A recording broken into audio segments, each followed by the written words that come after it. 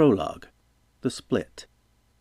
A sudden hot wind ripped through the hidden depression, having somehow navigated the complicated maze of hillocks to find the last vestiges of a once proud civilization huddled in a disorganized knot of unwashed bodies. The air was already scorching as the sun's merciless glare continued to rise overhead, the wind only serving to focus that heat on those who felt it. With the wind came the first glimpse of the hooded figures for whom the displaced mass of people had been waiting, praying, dreading.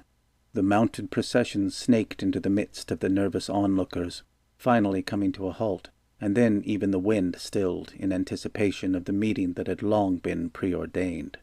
Everyone bowed as the ancient wizard was helped from his saddle by a brown-robed servant of the Brotherhood, his unsettling pure white eyes searching the assembled faces even as he descended. Everyone but Jin. The commander and king of the Natiran forces stood unyielding, his heavily muscled arms crossed, a scowl on his face. "Finally, you decide to come down from your tower and join the living." His harsh tone brought gasps from the crowd, including his own troops who were accustomed to his gruff manner. He was past caring for such things as courtesy. "You must be the young man they hold in such high regard, the warrior king from Natiro," replied the stooped white-haired figure. His manner was that of someone who had been roused early from slumber. This was Alamon, leader of the mages who once ruled mankind? Jin could scarcely believe it. "I am," he said.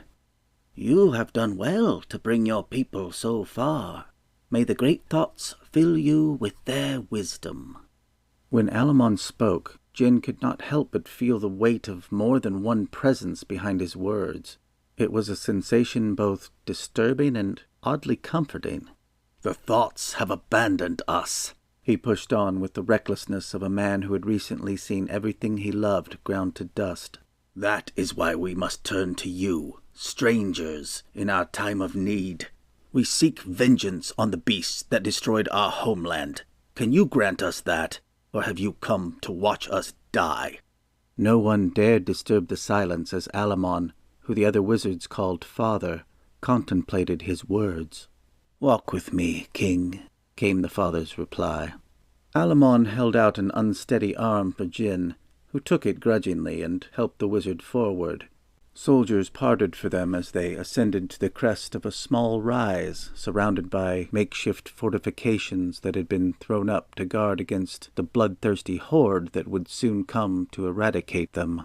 From their elevated vantage point, they looked out over a narrow, grass-covered field that had only recently faded from green to golden brown. The quiet of the morning belied the carnage that was soon to come. Less than a few thousand spans in either direction, the wild grass gave sudden way in jagged lines to sheer cliffs that plummeted down to meet the churning, frothy waters of the vast blue oceans. At this height, the gusty salt air whipped hair into their faces and stung their cheeks. Somewhere a gull cried as Jin waited stubbornly for the old man to speak. At last, after a tired sigh, he did. "Many generations of your people have been born and lost to history since last I saw this narrow strip of land that has been known by so many names. Extraordinary how little it has changed. I believe you call it the Green Bridge." "A week ago I called it home," replied Jin, having to raise his voice slightly to be heard above the wind. Strangely, Alamon did not seem to have the same problem. "It is the northern border of what was once the proud land of Natiro, separating civilization from untamed wilderness and lawless savages. Now we have no land, no home." The emotion that boiled inside, that had been bottled up for so long, could no longer be contained. He channeled it into anger at the situation, at the war, at the irresponsible actions that caused the war, and now at this wizard from the untamed north who was the last hope for humanity. He knew he should show respect to this ancient being who was more legend than man, humility even, but anger was all he had left. "My people have been forced into the wilds of Elnorda.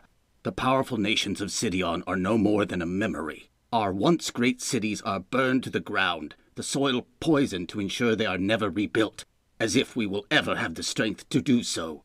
Our prophet is dead. Mankind is lost. We turn to you now as our last and only hope of survival." The king paused to take a few deep, calming breaths. His pride was famous, and now it was bent to a point near breaking. It was through clenched teeth that he made the request he had no choice but to make. "Will you help us? Please." Alamon continued to gaze across the land as if he had not heard, while Jin waited on his reply with the patience of a volcano. If the father refused, his people were doomed. If he agreed, what would be the price? The mages had once ruled the south until the people had revolted against them, so said historians, and Alamon was their leader. No one truly knew how old the wizard was, or how old any of them were, for that matter, nor had they ever revealed their feelings about the fall of the old kingdoms. Did the old man hold a grudge, or had he let go of the past? "Long ago," began Alamon as if reading the king's mind, "it was thought that humankind needed to be controlled. You had almost obliterated yourselves through war, after all. We did not take the thrones of Sidion out of ambition, but out of necessity. When the people came together and asked us to leave, we did so willingly, for the most part. It was I who saw to that. We did not start the Dominion War that followed, nor did we partake, though many of us wept for the dead who were once our subjects. I know that you cannot be harnessed. I tell you this, young king, to ease your fears that we would wish to rule you. We do not." They were comforting words that helped put one fear to rest, if no more than that. It was becoming hard not to trust this grandfatherly old man. There was a likable, honest quality to him that the stories had never mentioned. Had unknown lifetimes of mortals bred wisdom and empathy, or an unsurpassed ability to lie with a straight face? At this point, did it even matter? Assuming the father could be trusted, it was entirely possible that the combined abilities of all the wizards together might not be enough to stop the demon lords anyway. A few of the conjurers had come on their own to help toward the beginning of the war, and he had seen what they could do to the lesser demons on the battlefield. But he had also watched helplessly as one of the more powerful demon lords had single-handedly destroyed his capital city. If the wizards alone could not overcome the demon lords and their hosts, would the remnants of his army be enough to turn the tide? His soldiers were excellent fighters, but they were exhausted and demoralized from over a year of trying to hold ground against the endless swarm that had emerged from somewhere far to the south. If mages and demon lords met in battle with his people in the middle, would the last of humankind not just be caught in between and wiped from the face of the world? Would there be a world left at all? "You ask for our help, and we will give it. But there is something we require of you." Jin had prepared himself for this. "Name it," he replied without hesitation. "We have no choice but to accept." "My children will do what they can here to save your race from annihilation. And in return, you will accompany me and a chosen few to Mount Tern, where King Zedith first made the breach in an attempt to close the gate to the creature's world. Humankind has caused this trouble, and now you have been chosen to be their champion in this darkest hour. Pick one of your soldiers. A father with a strong son he must be, who is willing to give his life for you." "For what purpose?" "He shall be the guardian of a sacred trust. You shall help him complete a crucial task, and then dedicate your life to the preservation of his line. They will be kings and queens in the north. 3 more from Alnorda will accompany us. They are not of your kind, but they and their people too are endangered by this threat. You shall protect us all, that we may fulfill our roles at the conclusion of the journey." Protect a small party as they traveled back through the heart of Sidion, which was overrun with demons, to perform some unknown task? He alone protect them, while his people fought and died here without him? He had been prepared to offer every scrap of valuables they had left, years of servitude, his life, even his very soul if need be to save his people. But this? Jin stood in stunned silence for a moment, before the magma pool swelled beyond its boundaries and the volcano erupted.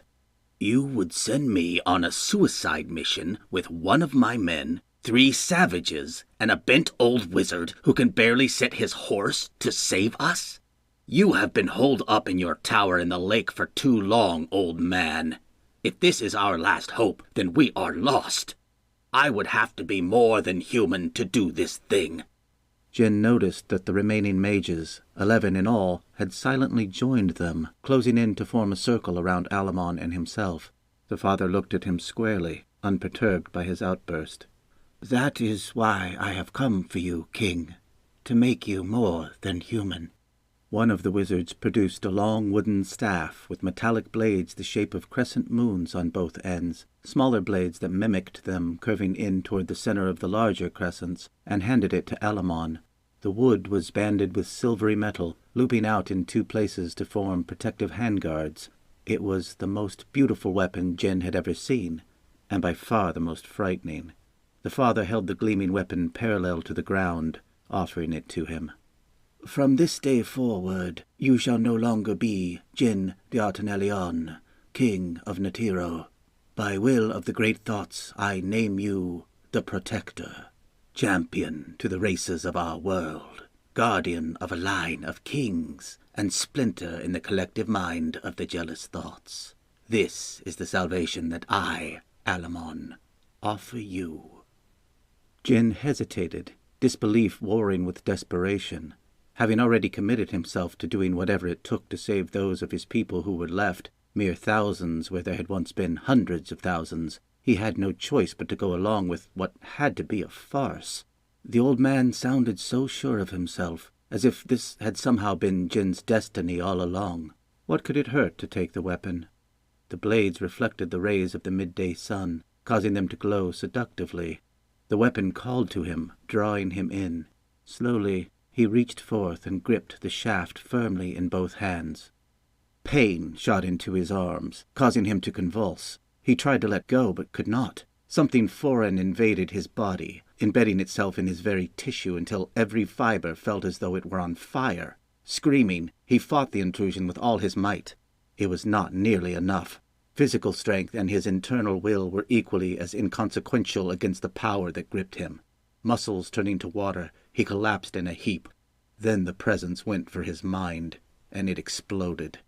All his memories were cast into a void, where he could still feel them but had no command over them. They waited, drifting apart from his consciousness. What he had first perceived as one presence, he now realized were multiple incorporeal entities. They swarmed around his memories, inhuman beings ingesting the pages of his life, dissecting and examining. When they had apparently seen all they needed to, they began to meld with those memories, bringing with them knowledge of events and processes that he had never known existed. The pain stopped abruptly, and he relaxed into a state of total numbness. His nerve endings felt as if they had been burned away. His mind felt like 2 gigantic, invisible hands had grabbed hold and stretched. Planets spun on their axis, rotating slowly around a giant ball of blinding light, which in turn revolved around a great void in a battle of cosmic forces it would one day lose. The weight of everything bore down on him. So much power. The energy that kept it all going was a tangible thing, and it was linked to him somehow. He fought to pull his consciousness back to what he had once viewed as reality. It was a slow, methodical process, but eventually he started to regain his identity. He had had a name once. What had it been? Whatever it was, he was more than that now.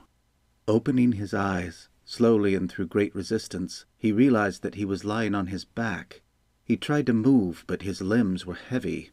It felt as though every molecule of everything he had seen was now on top of him, pinning him to the ground. Was his body larger? He could not even tilt his head to look. All he could see was the cloudless sky, the sun shining down on the little mound he had once thought of as a hill. It was more than just the sun. He knew that now. It was alive. In the peripheral of his vision, he could see figures standing nearby holding hands in the dry grass. There was something about them that he thought he should remember. He wondered briefly if he had died and decided that he had not. The light from the sun hurt his eyes, but his eyelids were too heavy to blink now that he had forced them open. He could still feel the weight of planets and stars as a palpable substance, touch them almost. If he could tap into that force, he could do anything. Air exploded into his chest, and he realized that he had not been breathing. His lungs burned from lack of oxygen, his sight blurring momentarily as he coughed. It was a struggle to retain consciousness. When the coughing fit receded, he could sense things he had never sensed before but had somehow always known had been there. The grass beneath him was not as dry as he remembered, and alive as it had never been.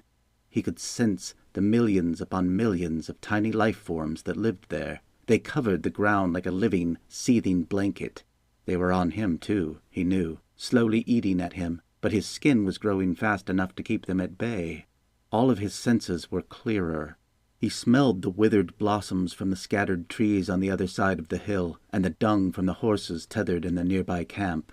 He could hear the flapping of wings that sounded like a dragon above him, but all that came into view was a lone seagull. The feathers were so clear he could count them. He heard the roar of the ocean as it crashed against the rocky beach just a short distance away, and he smelled, "They are coming." So much energy was out there, pure, raw energy, energy that made things grow, that built up pressure in geological processes, that kept heavenly bodies moving. The bladed staff dared him to grasp it, to use it. Could the weapon harness that energy for him? He knew that he could not hold more than the smallest drop himself. No mortal could without being burned out in an instant. But could some of it be harnessed by this thing, this weapon? The beings inside of him would know. He was certain of it. Perhaps they had given him the idea in the first place. Since they were part of him now, did that mean that somewhere inside he also knew? He succeeded in moving his hand. Ever so slowly, feeling began to return to his limbs. After a few failed attempts, he managed to prop himself up on one elbow. Looking out over the grassland, he scanned the horizon. The invading army was still blocked by the distant little mounds, hills, but he knew they were there. They infested his homeland like a plague. My homeland? It was coming back to him. He had been a king. He had had a strong, beautiful queen, and she was dead now, dead at the hands of the demon lord. Fouts. That was the name of the beast. He pushed himself up onto his knees and found himself staring at the 12 figures still holding hands in the grass. Something was horribly wrong. His newly enhanced senses allowed him to feel the energy that was being ripped from the planet in great waves. The figures were pulling the power of the very elements into themselves. They began to glow like vials of iridescent liquid, every color of the spectrum, and some shades he had never seen with his old eyes. The power they held in them now should have been unimaginable. It would have been before. Pressure was building to a point that something had to give. Rising unsteadily to his feet, he attempted to cry out in protest, his insignificant voice lost in the growing maelstrom of worldly and otherworldly forces. Then one of the figures, a stooped old man with shaggy white hair, pointed toward the ground, and the pressure was released. The ground began to rumble, causing him to lose his tenuous hold on gravity and go down. A stone structure next to him collapsed, showering him in dust and debris. There was an ear-shattering crack, and a fissure opened across the green bridge as far as he could see in either direction, extending out even into the oceans. He felt the pain of the planet being torn apart as if it was his own, and the death of everything that stood in the way. The other side of the field, the world as he had known it, was moving farther away. The span of the chasm was nearly half a league itself now. Further, was the world ending, destroyed by these wizards? He had asked one of them for something. Not this, surely. Was this his fault? He had one last thought before his once grand kingdom was sealed away from humankind. What have I done?